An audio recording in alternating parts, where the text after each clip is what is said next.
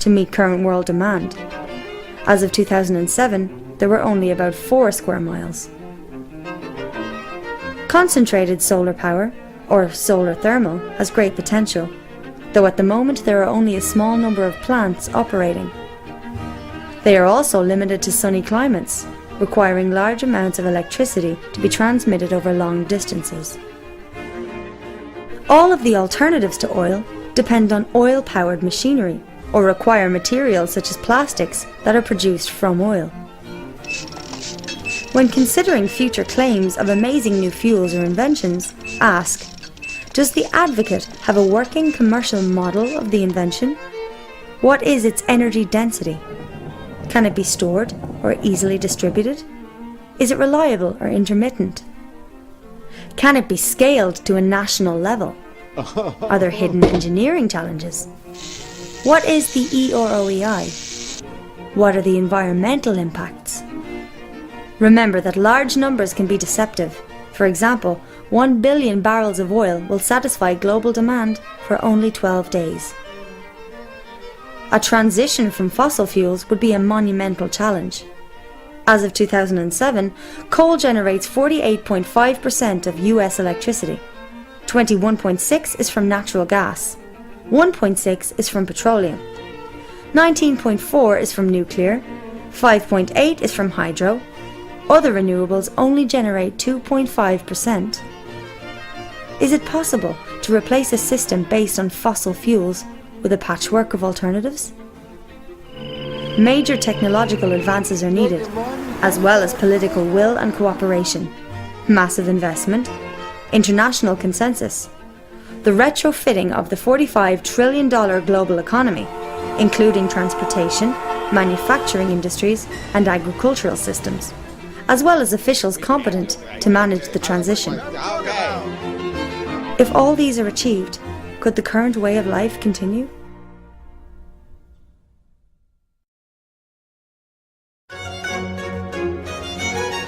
These bacteria live in a bottle. Their population doubles every minute. At 11 a.m., there is 1 bacterium. At 12 noon, the bottle is full. It is half full at 11:59, leaving only enough space for 1 more doubling. The bacteria see the danger. They search for new bottles and find 3. They assume that their problem is solved. By 12 noon, the first bottle is full. By 12:01, the second bottle is full. By 12:02, all the bottles are full. This is the problem that we face due to the doubling caused by exponential growth. When humanity began to use coal and oil as fuel sources, it experienced unprecedented growth. Even low growth rates produce large increases over time. At a 1% growth rate, an economy will double in 70 years. At 2% rate, doubles in 35 years. At a 10% growth rate, an economy will double in only 7 years. If an economy grows at the current average of 3%, it doubles every 23 years. With each doubling, demand for energy and resources will exceed all the previous doublings combined. The financial system is built on the assumption of growth, which requires an increasing supply of energy to support it. Banks lend money they don't have, in effect creating it. The borrowers use the newly created loan money to grow their businesses and pay back the debt, with an interest payment which requires more growth. Due to this creation of debt-formed money, most of the world's money represents a debt with interest to be paid. Without continual, new and ever larger generations of borrowers to produce growth and thus pay off these debts, the world economy will collapse. Like a Ponzi scheme, the system must expand or die. Partly through this debt system, the effects of economic growth have been spectacular in GDP, damming of rivers, water use, fertilizer consumption, urban population, paper consumption, motor vehicles, communications and tourism. World population has grown to 7 billion and is expected to exceed 9 billion by 2050. On a flat, infinite Earth, this might not be a problem. However, as the Earth is round and finite, we will eventually face limits to growth. Economic expansion has resulted in increases in atmospheric nitrous oxide and methane, ozone depletion, increases in great floods, damage to ocean ecosystems, including nitrogen runoff, loss of rainforest and woodland, increases in domesticated land, and species extinctions. If we place a single grain of rice on the first square of a chessboard, double this and place 2 grains on the second, double again and place 4 on the third, double again and place 8 on the fourth, and continue this way, putting on each square twice the number of grains than were on the previous one. By the time we reach the final square, we need an astronomical number of grains. 9 quintillion, 223 quadrillion, 372 trillion, 36 billion, 854,776,000 grains. More grain than the human race has grown in the last 10,000 years.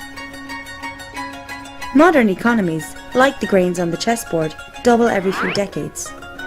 On which square of the chessboard are we? Besides energy, civilization demands numerous essential resources: fresh water, topsoil, food, forests, and many kinds of minerals and metals. Growth is limited by the essential resource in scarcest supply. A barrel is made of staves, and like water filling a barrel, growth can go no further than the lowest stave, or the most limited essential resource. Humans currently utilize 40% of all photosynthesis on Earth. Though it might be possible to use 80%, we are unlikely to ever use 160%.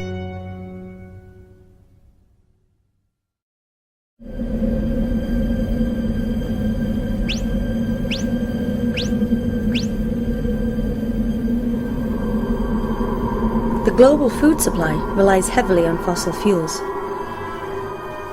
Before World War I, all agriculture was organic.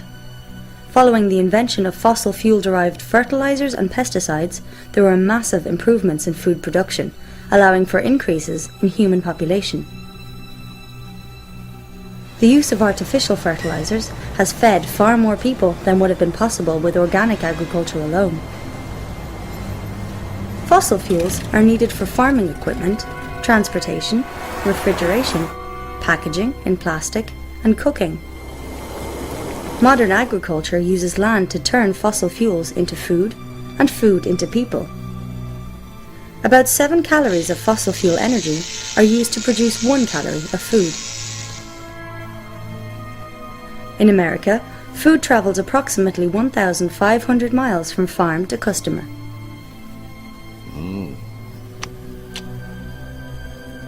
Besides fossil fuel decline, there are several threats to the current system of food production. Cheap energy, improved technology, and subsidies have allowed massive fish catches. Global fish catches peaked in the late 1980s, forcing fishermen to move into deep waters.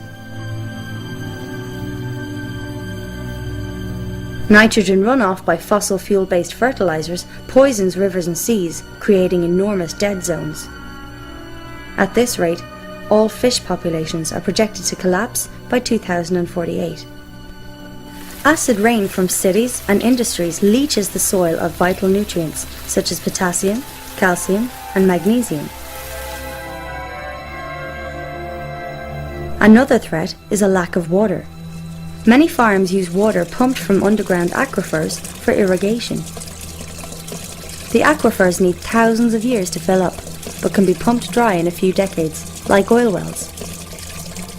America's massive Ogallala aquifer has fallen so low that many farmers have had to return to less productive dry land farming.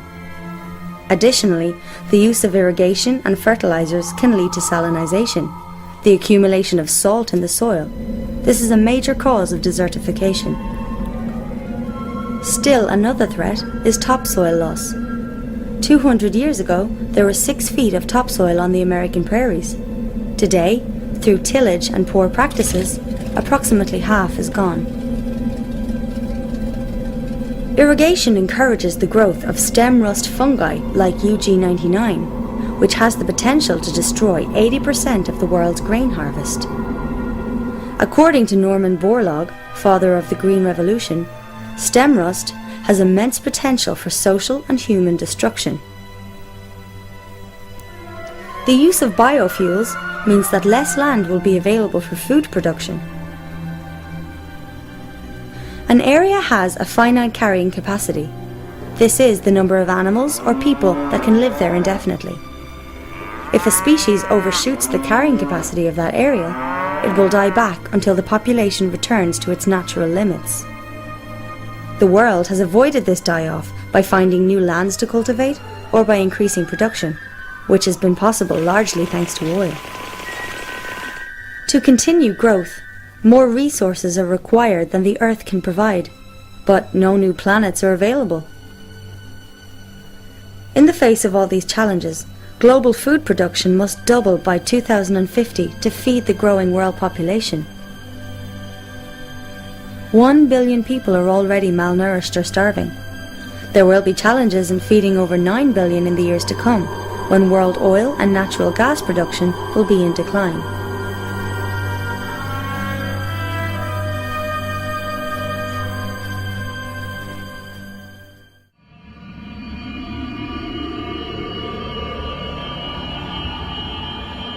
The global economy grows exponentially at about 3% a year, consuming increasing amounts of non-renewable fuels, minerals and metals, as well as renewable resources like water, forests, soils and fish faster than they can be replenished. Even at a growth rate of 1%, an economy will double in 70 years. The problem is intensified by other factors. Globalization allows people on one continent to buy goods and food made by those on another. The lines of supply are long, placing strains on a limited oil resource. We now rely on distant countries for basic necessities. Modern cities are fossil fuel dependent. Most banking systems are based on debt, forcing people into a spiral of loans and repayments, producing growth. What can be done in the face of these problems? Many believe that the crisis can be prevented through conservation, technology, smart growth, recycling, electric cars and hybrids, substitution, or voting. Conservation will save you money, but it alone won't save the planet. If some people cut back on oil use, the reduced demand will drive down the price, allowing others to buy it for less. In the same fashion, a more efficient engine that uses less energy will, paradoxically, lead to greater energy use. In the 19th century, English economist William Stanley Jevons realized that better steam engines made coal a more cost-effective fuel source, which led to the use of more steam engines, which increased total coal consumption. Growth of use will consume any energy or resource saved through conservation.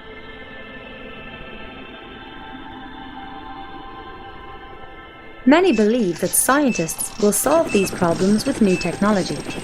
However, technology is not energy. Technology can channel energy into work, but it can't replace it. It also consumes resources. For instance, computers are made with 1/10 of the energy needed to make a car. More advanced technologies may make the situation worse, as many require rare minerals, which are also approaching limits. For example, 97% of the world's rare earths are produced by China, most from a single mine in Inner Mongolia. These minerals are used in catalytic converters, aircraft engines, high-efficiency magnets and hard drives, hybrid car batteries, lasers, portable X-rays, shielding for nuclear reactors, compact discs, hybrid vehicle motors, low-energy light bulbs, fiber optics, and flat-screen displays. China has begun restricting the export of these minerals, as demand soars. So-called sustainable growth, or smart growth, won't help, as it also uses non-renewable metals and minerals in ever-increasing quantities, including rare earths. Recycling will not solve the problem,